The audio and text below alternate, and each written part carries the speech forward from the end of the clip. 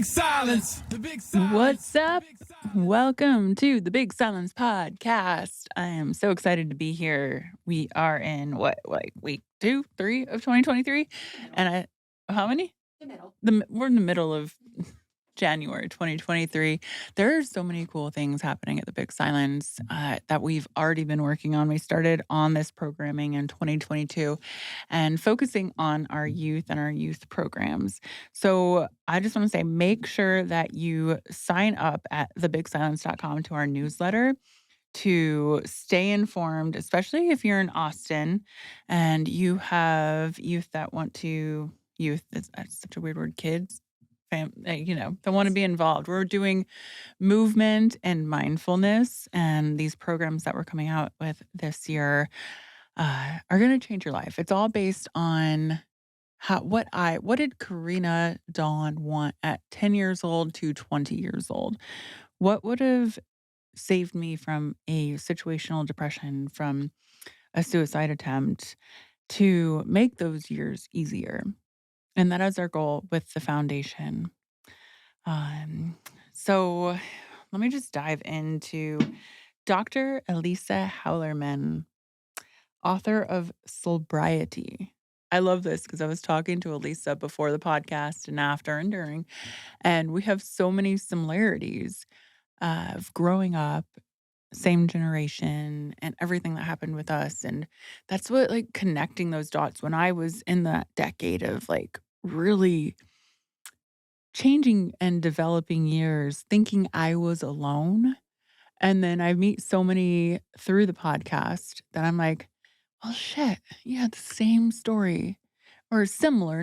We all have different stories, but very similar. If only we would have talked to our best friend, to our acquaintances, and opened up that conversation when we were young. And maybe then we wouldn't have struggled so much and felt so alone. So I love this conversation with Dr. Hallerman. Again, share it. I'm sure there's someone in your life who needs to open up the conversation because, as you know, one conversation can change a life. All right, and welcome to the Big Silence Podcast, Dr. Elisa Hallerman. Hi, thank you so much. Thanks for having me. I'm very excited about this conversation because in learning about you, I feel like there's so many similarities in our lives, which also means that there's so many similarities in other people's lives. And I just want to get in there and start out with, what is Soulbriety? Great question. So the word sobriety is something that I came up with and then trademarked as a modality that I work with. But, taking it back a little bit of how I got to it was I was doing my dissertation. I was working on my dissertation in grad school. And in my own sort of sober journey, I had a long time in sobriety at this point, over a decade, but was still sort of suffering from that. What's going on in here? And why am I not quote unquote happy? Why am I lacking meaning and purpose all of a sudden at this point in my life when everything on the outside seems to be so successful? And I recognized that I needed to do more of that internal work, which always sort of escaped me of what that is and how to access it. So now I'm in school and I'm studying what's called depth psychology, and that's DEPTH. And depth psychology is a tradition that's oriented around the belief in the unconscious. And so it is non-pathologizing, but rather strength affirming when it comes to an approach to suffering, that we're always looking for what lies underneath, which made sense to me for, what lied under the symptoms of addiction and this need to want to do something external in order to make myself feel better on the inside. Anyway, the question I asked myself in the dissertation and asked my participants was, could doing soul-centered work, delving into the unconscious, could that help with long-term recovery from addiction? And the answer from all the participants was a resounding yes. But the caveat was that they didn't know they were doing it. They didn't know they were doing soul-centered work. They didn't know that they were delving into the unconscious. And the reason was because we don't have language around soul work anymore. And it's nothing new, doing this kind of soul work, looking at soul loss, connecting to our inner guidance, but we didn't have language for it. And so that's where the concept of soulbriety came from, which essentially is taking our soul into account. And, soul being I describe it, and it's one of those personal definitions that you have to figure out for yourself. But I describe soul as really the essence of who we are and your unique way of being in this world. And essentially, it is the meaning making machine inside each of us. And it has a very felt sense to it. So, when you're connected, for me, I feel a sense of home. I'm exactly where I'm supposed to be at that moment. I feel a sense of peace. And, sort of the requirements, if you will, for doing the work in sobriety is that you're willing to remain curious about what lies underneath. You're willing to, as I call it in the book, grow down, which is essentially going deeper and deeper into the depths and learning and making what's unconscious conscious. And that you're willing to learn not to be afraid of the dark, meaning that we're going to be able to sit in the dark nights and cultivate wisdom from our pain and suffering in order to transform ourselves and then give back to others. You are speaking my language. I Oh, get good. I had a feeling. 100%. So before we start talking about Recovery Management Agency, I want to go back. Before you were, you were an agent at the biggest agency, but before that, going way back into, I'm always loving to hear and discuss people's childhood and why they came to a certain place. So you had many years of drugs and alcoholism, and then you had your aha moment. But do you think there was something that led you to that? Was there something you were escaping? I have not read your book yet, but I'm going to. Soulbriety. Yeah, you need to call me back when you've read it, girl. Yeah, I know. Well, let's share for someone listening here. Yeah. So meaning like what sort of the addiction grew from? Is that essentially what you're asking? So, it's interesting. No one wakes up and says, I'm going to set out to be a drug addict or an alcoholic, right? It's something that happens over a period of time and it's subtle. And while a lot of people will experiment with drugs or drink alcohol or so on, or have behavioral addictions, it doesn't necessarily become a problem. And it only becomes a problem after chronic use or if there's underlying issues that have already been there. Maybe we have a predisposition, which I did, to having the disease of addiction. Doesn't mean you're going to quote unquote get it, but it does mean that you have a 50% more chance of having an addictive an addictive gene. Then there's also, well, what are your set of circumstances? What is the environment that you're brought up in? What maybe do you have as far as underlying trauma? And trauma is one of those words that, is a little word that means a lot of things to a lot of different people. Mm-hmm. So let's just clarify for our conversation. Trauma can be something that is acute, which is a one-time event, a car accident, a death, an assault, something that we tend to think of when we think about something traumatic happen. But trauma can also be chronic. So you can live in the most loving family that is doing the best they can. But there might be some sort of an attunement, right, and to the attachment. If your parents are incapable of showing up in a consistent way, answering questions, being there in a way that you always feel safe. And I don't mean just physically, but just emotionally. And sometimes because of their own underlying trauma or their own addictions or their own lack of parenting, they're not necessarily equipped. Or you're going to school and there's bullying going on or something that's happening consistently. That would be something that's more chronic. And you can't necessarily escape it, but every time something happens, it's sort of, as I talk about in the book, puts this little post-it note on your soul that says, I'm not good enough, I'm unlovable, there's something wrong with me. And these patterns and this narrative is something that we get stuck in as we get older.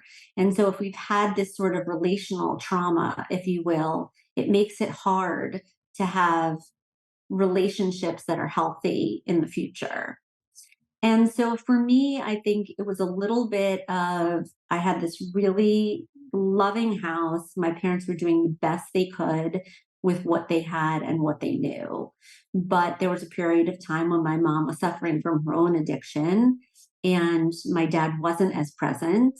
And it really affected me in a big way. And I talk about that a lot in the book, and seeing my mom suffer from her own addiction and us not knowing what that was, Mm-hmm. but rather putting her in a psychiatric ward and feeling like, oh, she might be, she's just quote unquote crazy.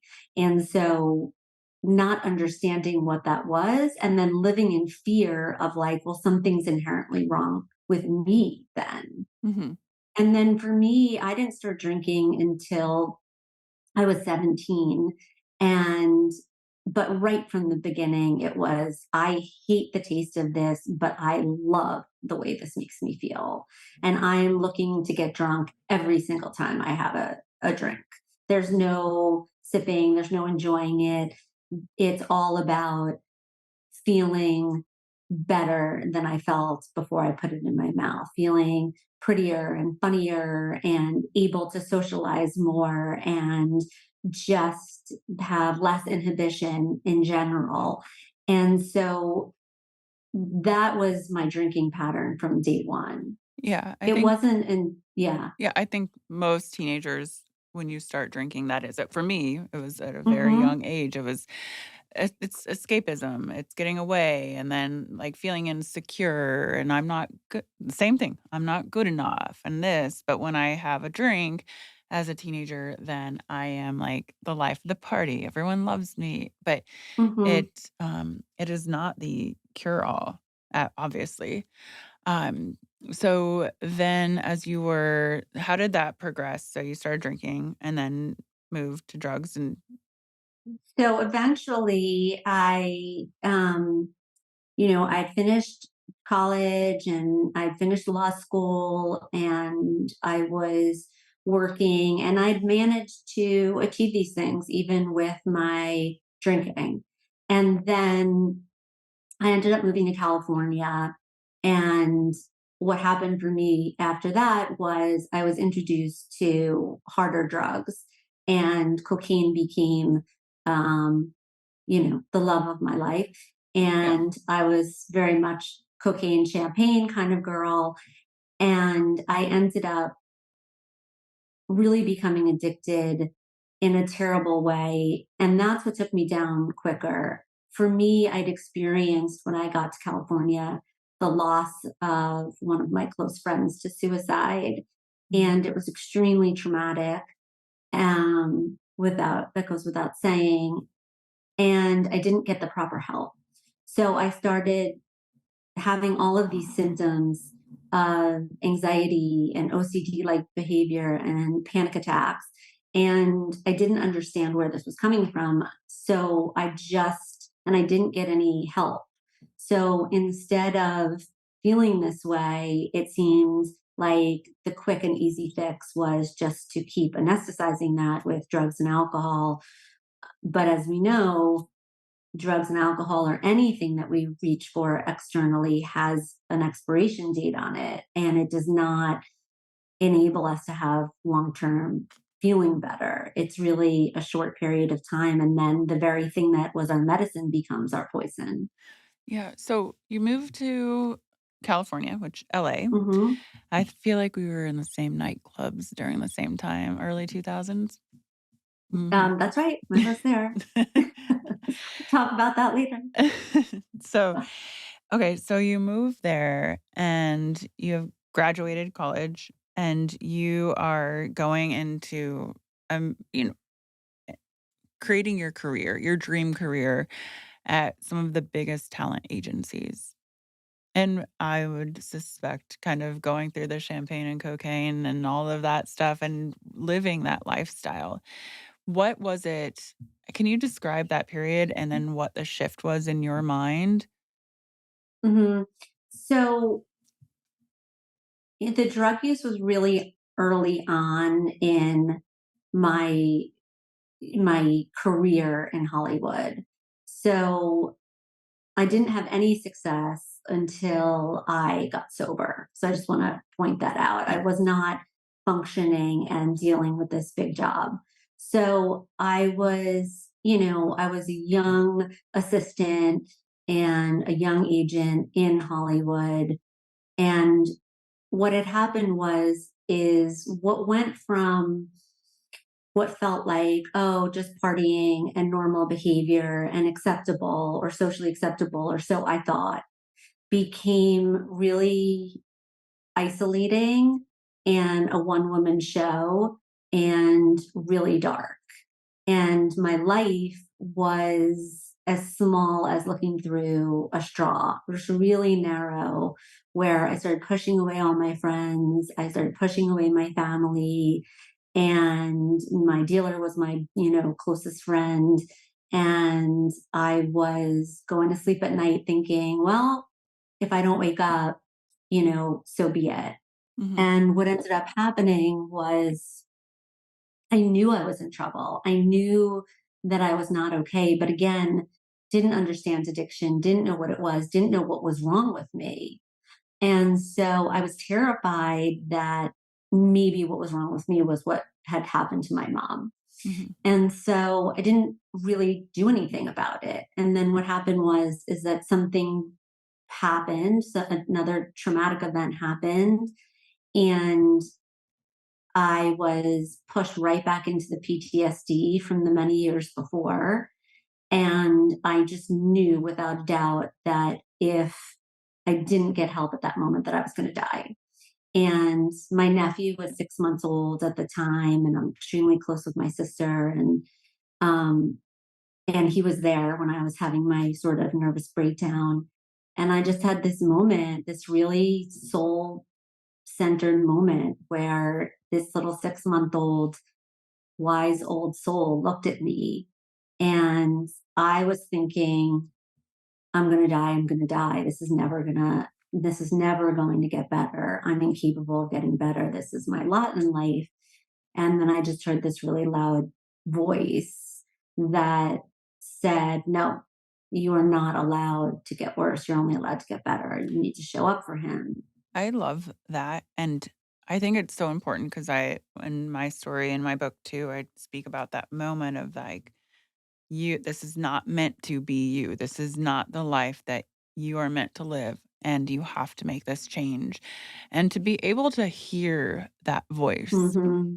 and actually listen to it and then put it Mhm. into motion and into action. Like, how do you do that for someone listening? Like, how do you hear that and then make it an action? Yeah. I, looking back at that 32-year-old girl, I could cry just thinking about the courage, right, that she Mhm. had to call her therapist and say, "What do I do? Where do I go?" I'm amazed, Yeah. especially because I'm dealing with this all day long in my job now. But I talk about the soul journey and the sort of 12 steps of the soul journey in the book. And step one is that we're all living this ordinary life, whatever that is, and we're just sort of going through the motions and going about our day. But throughout the day, there are these moments when we do hear these whispers. We all hear them. They're the big questions of, am I happy? Do I like this job? Am I in love with this person? Is this it? What am I doing?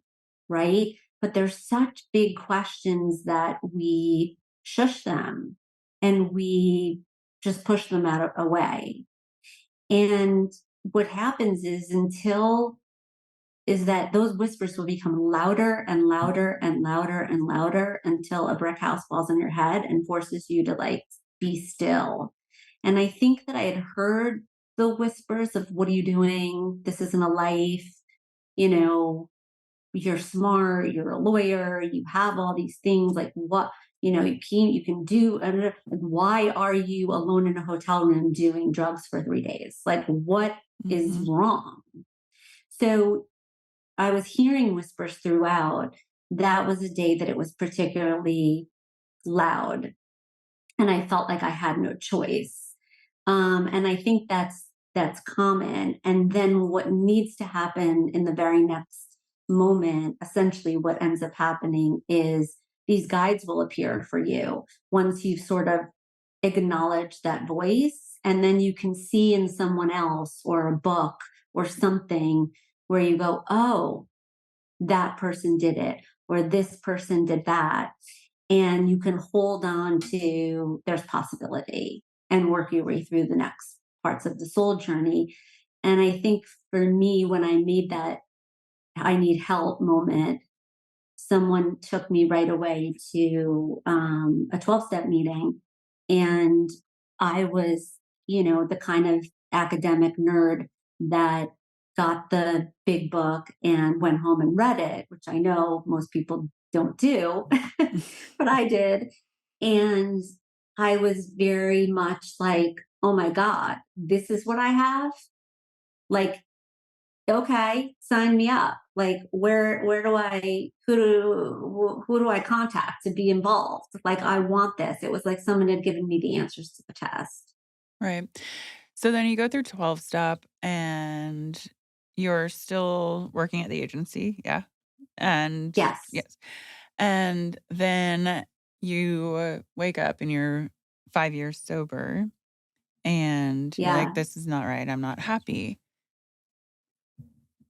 Yeah. So that would just So like I think it's such an interesting conversation because a lot of people who are addicts like, "Oh, I just need to stop drinking. I just need to stop doing the drugs. I just need to stop this and then I'll be happy." So that's so interesting because I think a lot of times there are people even who write into the big silence like, "I'm an addict. I need to get through this. I need to go to 12 step. mhm, Then I will be happy." mhm. So it goes back to finding your soul's purpose. Yeah. Yeah, I mean, right after so I got sober in 2002, and in 2004, I started to gain some success Mhm. from being an agent. My clients were becoming more successful, therefore I was, and so on. And I was having this upward trajectory. And I thought that, yes, I'd put down the drugs and the alcohol, and that was no longer part of my story. But instead, I had, you know, put all of my energy into work, and I was really focused on making other people's dreams come true. And the more success I was having, the more ego became the mask that I was wearing of Lisa Hallerman, the talent agent. And having all of these external things that I thought, if I just get there, if I just get this, then I'll be happy. Because isn't that what we're striving for? And then you get those things and then some, and you're still left with, oh, but I didn't heal any of the pain that was inside. And that's what happened. I woke up 5 years sober on my birthday. And, we go and we tend to get cakes and have anniversaries or birthdays for a sobriety date a year at a time. And, I was thinking about what I was going to say and what I was grateful for. And just sort of felt a little bit like a fraud because while I was enormously grateful for my sobriety, and that was the stepping stone and the foundation that I needed, it still felt like, oh, I have a lot of work to do. And that drove me to be curious about what else was out there. And that's when I started diving into learning more about drug and alcohol and neuroscience and what addiction was. And I started to hear words like trauma. And I just started to pull the threads on things that were interesting to me and expand my world a little bit and started to look at, well, what lied underneath, and Yeah. that's what led me. Can you explain? Because a lot of people, I feel like they don't even know that they're holding trauma in their body. They Mm-hmm. hear the word, but can you explain how your body and your mind holds on to trauma? Mm-hmm. So what happens is when when something outside of what we say our window of tolerance um, happens that is unexpected or or something that's never happened before. It's too much information at that moment for us to process. Mm. And, people often talk about they were in a car accident and it became slow motion, right? It's like it feels like everything slows down because your brain is trying to understand something that it's never seen before. Because what happens is we lay down patterns for things that happen. This is how our brain remembers things, and we instinctively, right? We know when you first drive a car, for instance, you get in the car and you're like, all right, I gotta turn on the engine, I gotta check the rear view mirror, I gotta put my hands here. You're like every step of the way, you're like doing it. And you're really, because it's the first couple of times that you're driving. And then after a while, you don't even think about how to drive. You get in the car, you're on the phone, you're eating a sandwich, you're thinking about whatever. All of a sudden, you get to where you're going, and you've never even thought about the driving. Mhm. And that's because your brain has laid down a pattern of doing something over and over again. When something traumatic happens, it lays down a pattern in your brain that says this equals danger. Okay. But most of the time, it's not necessarily danger in the sense of like, oh, you're going to get eaten by a lion. But essentially, that's what it feels like. And trauma gets held on a cellular level in your body because the energy of wanting to fight back or to flee a situation, if that can't happen, then all of that energy gets laid down in that sort of pattern, if you will, and gets held on to. So you want to, so when something else happens that seems remotely similar, that your senses is whether it's something you hear or something you smell or something you see or something that touches you, feels remotely similar to that pattern of that trauma that got laid down, your body will react in the present time as if that same thing is happening. And so we get triggered unconsciously by things that seem essentially out of our control. So people who are suffering from trauma will find that they feel more anxious. They feel this need to, oh, I just got to get out of this situation. I just got to go over here. I just got to move to New York. I just got to get in a different relationship. I just have to get out of here. Or they feel very frozen and stuck, or they're having problems with their memory, or they're experiencing sort of that phonetic panic at times. But, it'll also manifest itself as physical symptoms. Yeah. So what would your number 1 and maybe number 2 advice be for someone who has experienced trauma? For you, I actually wanna go back to the conversation of you losing one of your best friends by suicide and how you have worked through that trauma. I've had my own trauma. I've done EMDR, to work through that and a ton of therapy, but just your advice to anyone, because I feel like no matter anyone a lot of people don't understand, like, even the quote, unquote, "smallest thing" could be traumatizing, but we don't Mhm. realize it. Like, that is trauma, and we are triggered by it. So how do we work through that trauma to overcome? I think, listen, regardless of what's happening in your own personal life, if we just think about the news and the trauma of the world that we're Mhm. exposed to, that in itself is secondary trauma that we're all experiencing in different ways, especially young people who are just taking in so much information. There are people that are trauma focused that work in the mental health field. So there are a lot of people who will say they're quote unquote trauma informed in the mental health field. But if you really feel like there's something going on, I would recommend going to see someone that really has an understanding, went to school for, because it is different than psychology or just being a medical doctor, but really understands all different types of trauma, and they're trauma focused, not trauma informed. Let's start with that. That would Yeah. be the first order of business. There are lots of different trauma modalities. You mentioned EMDR, there's somatic experiencing, there's psychodrama, there's neurofeedback. I think it's important to see someone that has an understanding of all the different types of modalities to be able to direct you to what's going to be most appropriate for you. Yeah. So for me, EMDR didn't connect. Mhm. I ended up doing a lot of somatic experiencing and psychodrama.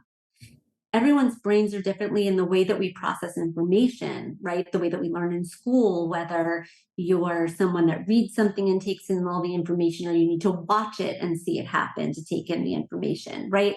So, how we take in information, how we learn, how our brain processes is really going to dictate also how we do therapy.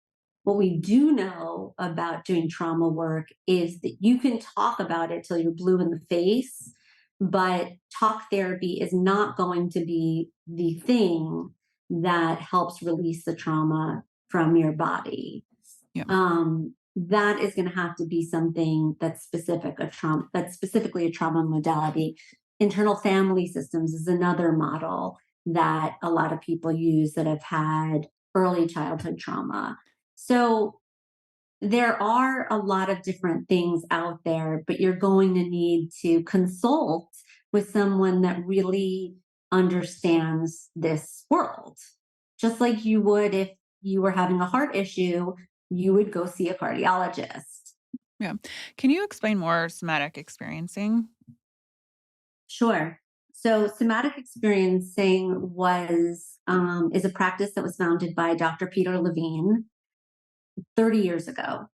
And essentially, what Peter was studying was, why were humans sort of holding on to this energy in our body? When you look at animals in the wild, they obviously experience traumatic experiences, right? And then they move forward. They're not carrying it with them. And what he learned was they have the ability to release that immediately. You'll see a dog like shake it off, or, you'll see some sort of animal do something similar. And we don't do that.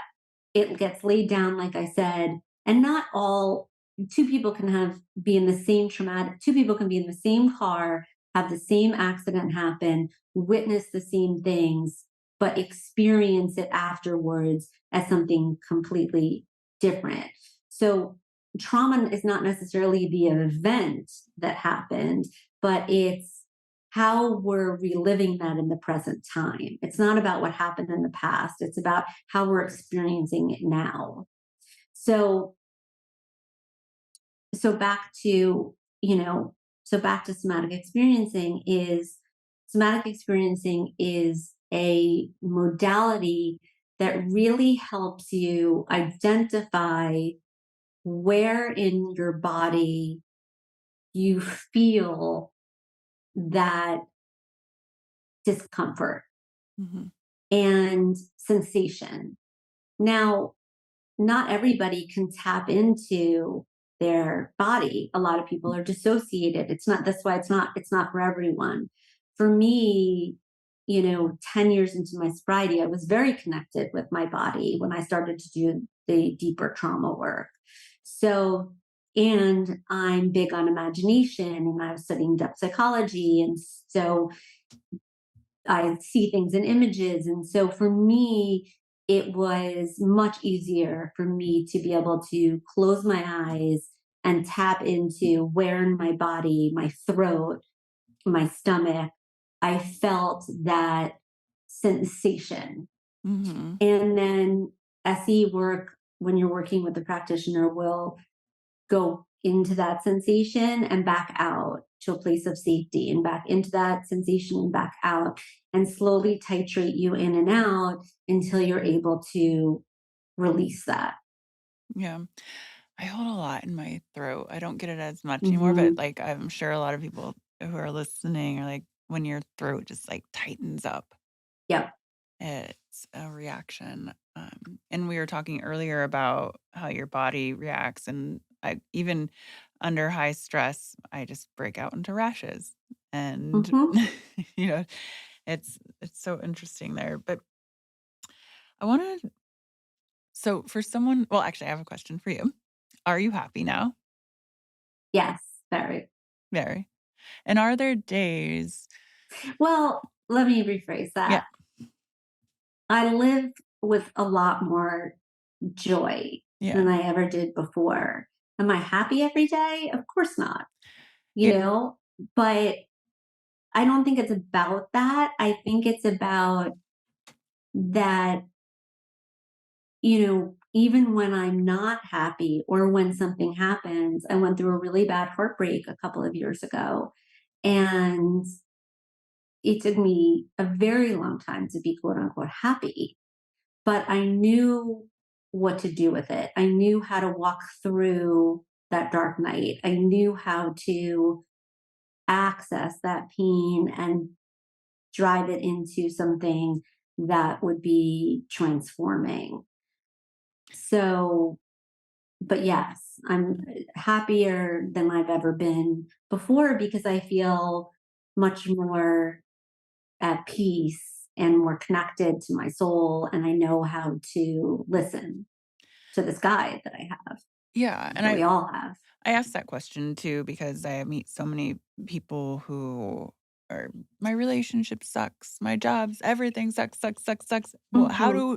how do all of these people have this perfect life? And I'm like, it's not about the perfection. Perfection is a prison. I Right. always say that, but it's learning, like having the awareness of this is what's going on, and we are supposed to, I'm not supposed to, it just is part of life. We have this heartbreak, we have this sadness, but it's having those tools to, those healthy tools to walk ourselves through that. And then Right. also have that gratitude practice of like, I am here and I can move through this.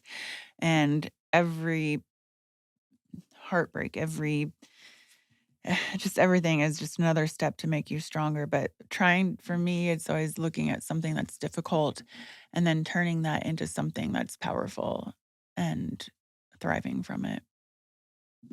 And that's happiness, that's joy. That's, I don't know, I just think that's a really important thing to realize that it ain't easy. No, and it's not supposed to be. It's life.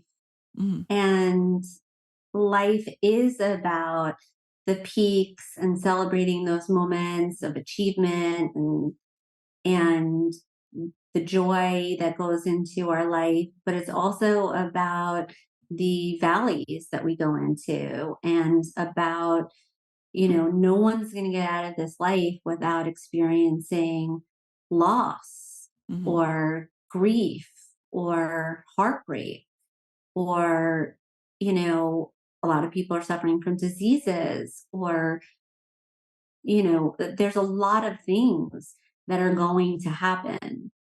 And so it's not about not experiencing them. It's not about pushing them away and pretending.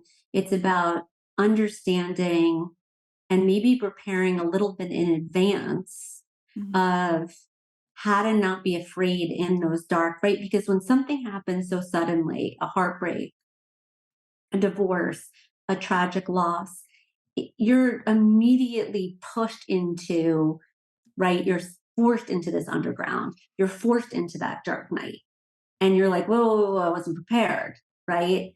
But if you can practice, and this is what I've learned to do, going into that space when things are okay, then you learn not to be afraid of the dark.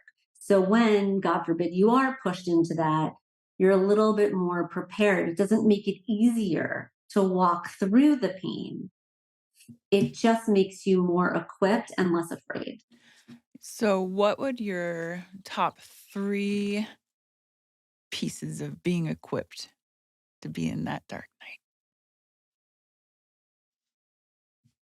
I think that you have to really, I talk about in the book the structure that I use for my dark night is I go into this imaginal cave and that I've decorated over time, that I know what it looks like, and that it's comfortable. And if you think about, a dark night is not a bad day. A dark night is not like, oh, I'm having a hard week. That's normal. That's everyday life. It's okay to wake up and feel blue and then not even know why. That's normal for us to have emotions. But a dark night is something deeper than that. It feels like a piece of you is missing.